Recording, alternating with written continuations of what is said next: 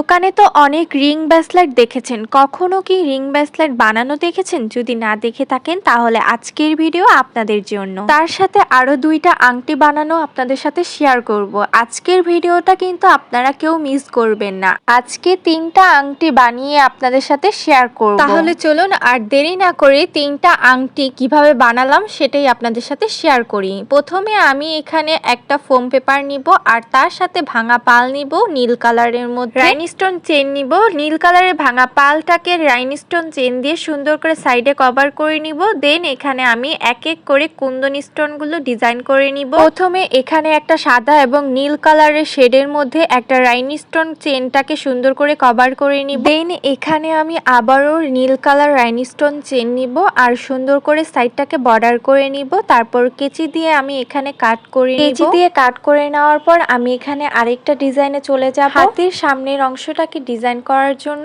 আমি এখানে দুই টাইপের কুন্দন স্টোন নিয়েছি আর এই দুই টাইপের কুন্দন স্টোন গুলো কিন্তু এখানে ডিজাইন করে নিব। তৃতীয় ধাপে এটা যেহেতু রিং ব্রেসলেটের আংটি এটা, সেহেতু এখানে একটা মিরর নিব আর মিররের সাথে আমি এখানে সাদা বিডস দিয়ে সুই সুতা দিয়ে অ্যাড করে নিব। তারপর মিররের পাশে সাদা বিডসটা আমি সুই সুতা দিয়ে অ্যাড করে নেওয়ার পর গোল্ডেন বিডস দিয়ে এখানে সুন্দর করে অ্যাড করে নিব। আবারও সাদা বিডস দিয়ে লাইন করে অ্যাড করে নিব। তারপর এখানে আমি নীল কালার রাইনস্টোন চেন দিয়ে সুন্দর করে সাইডটাকে কভার করে নিব। তারপর কেচি দিয়ে কাট করে নিব। তারপর এখানে হেড পিন নিব আর হেড পিনটাকে এখানে বিডস এর সাথে অ্যাড করে দিব আঠা লাগিয়ে। আমি প্রথমটা যেভাবে করেছি সেগুলা সবগুলা একইভাবে করতে হবে। আমি আবারও বলে দিচ্ছি কিভাবে করে করবেন। আগে একটা হেড পিন নিবেন আর তার সাথে একটা বিডস নিবেন, এক এক করে আঠা লাগিয়ে দিলেই হয়ে যাবে। হাতের ব্রেসলেটের মতো এটা বানিয়ে ফেললাম। তারপর দুইটা চেন নিব আর দুইটা চেনটাকে হাতের ব্রেসলেটের মাঝখানে যেটা বানিয়েছি ওইটা আঠা লাগিয়ে বসিয়ে দিব। ব্রেসলেটটাকে অ্যাড করার জন্য এখানে আমি একটা হুক নিব। জাম্পিং দিয়ে হুকটাকে আমি প্লাসের সাহায্যে অ্যাড করে নিব। প্রথম ডিজাইনটা যেটা আমি আংটির মতো বানিয়েছিলাম সেই ডিজাইনটাকে আমি এখানে আংটির বেস দিয়ে আঠা লাগিয়ে অ্যাড করে নিব। তারপর এখানে আমি দ্বিতীয় ডিজাইনে আঠা লাগিয়ে দিব। এই ডিজাইনটা হাতের উপরে থাকবে। এই ডিজাইনটা আমাকে অ্যাড করতে হবে আইপিন দিয়ে। দেন ব্রেসলেটের ডিজাইনটাও কিন্তু আইপিন দিয়ে দুই পাশে অ্যাড করে নিতে হবে। দুই পাশে অ্যাড করে নিলেই কিন্তু আমার হাতের ব্রেসলেটের আংটিটা তৈরি হয়ে যাবে। দোকানের মতো বানিয়ে ফেললাম হাতের ব্রেসলেটের আংটি। এই আংটিটা কিন্তু দোকানে অনেক চড়া দামে বিক্রি করে থাকে। আমার কিন্তু আর দাম দিয়ে এই আংটিটা কিনতে হবে না, নিজেই ঘরে বসে বানিয়ে ফেলতে পারি। যদি আপনারাও চান এই ধরনের হাতের ব্রেসলেটের আংটি ঘরে বসে বানাতে তাহলে আমার ভিডিও দেখে ফেলুন আর আমার ভিডিও দেখে বানিয়ে ফেলুন। এবার চলুন দ্বিতীয় আংটিটা কিভাবে বানিয়েছি সেটা আপনাদের সাথে শেয়ার করতে। দ্বিতীয় এই আংটিটা আপনারা রেড কালার ড্রেসের সাথে কিন্তু পরলে অনেক সুন্দর মানাবে আর এটা কিন্তু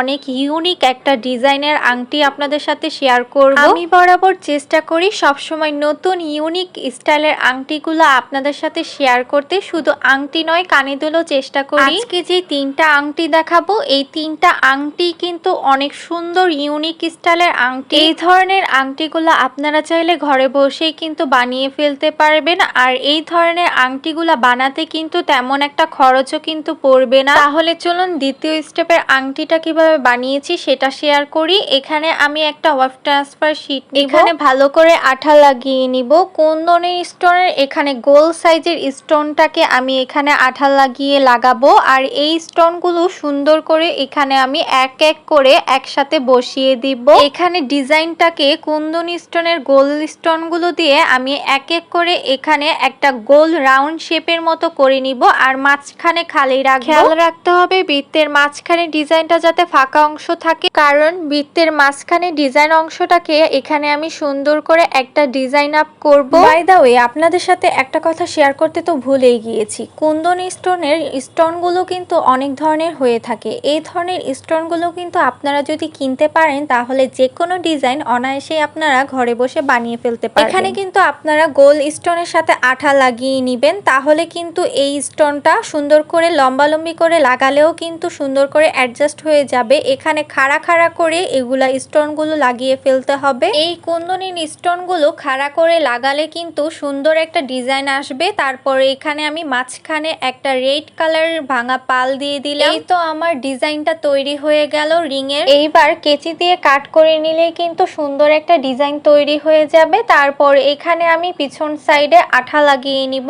আঠা লাগিয়ে নেওয়ার পর সুন্দর করে আমি আংটির বেসটা বসিয়ে দিব। আংটির বেসটা বসিয়ে দিলে কিন্তু আমার সুন্দর একটা আংটি তৈরি হয়ে যাবে। এই আংটিটা কিন্তু অনেক সুন্দর হয়েছে। সর্বশেষে কিন্তু বলতে হবে কোন আংটিটা সবচেয়ে বেস্ট হয়েছে আপনাদের কাছে। যদিও এখানে আরেকটা আংটি বানানো বাকি আছে, সেই আংটিটা আপনাদের সাথে শেয়ার করছি। 3 নাম্বার আংটিটাও কিন্তু অনেক সুন্দর একটা সিম্পল ডিজাইন। আপনারা সাদা কালার ড্রেসের সাথে কিন্তু অনেক সুন্দরভাবে এই আংটিটা পরতে পারবেন। প্রথমে এখানে গোল্ডেন কালার ভাঙা পাল নেবেন আর সুন্দর করে আঠা লাগিয়ে বসিয়ে দিবেন। সুই সুতা দিয়ে এখানে অনেকগুলা সাদা বিডস এক লাইনের মতো তৈরি করে এখানে ভাঙা পালের সাইডে লাগিয়ে দিতে হবে। তারপর কুন্দন স্টোনের গোল স্টোনটা এখানে এক এক করে সুন্দর করে ডিজাইন করে বসিয়ে দিতে হবে। তারপর এখানে আরো ডিজাইন করার জন্য সাদা ভাঙা পাল নিব। এখানে একটু সাদা ভাঙা পালগুলো একটু বড় সাইজে নেওয়া হয়েছে। এগুলা এক এক করে এখানে বসিয়ে দিলে কিন্তু আমার সুন্দর একটা ডিজাইন তৈরি হয়ে যাবে। তারপর ডিজাইনটাকে কেচি দিয়ে কাট করে নিব। কেচি দিয়ে কাট করে নেওয়ার পর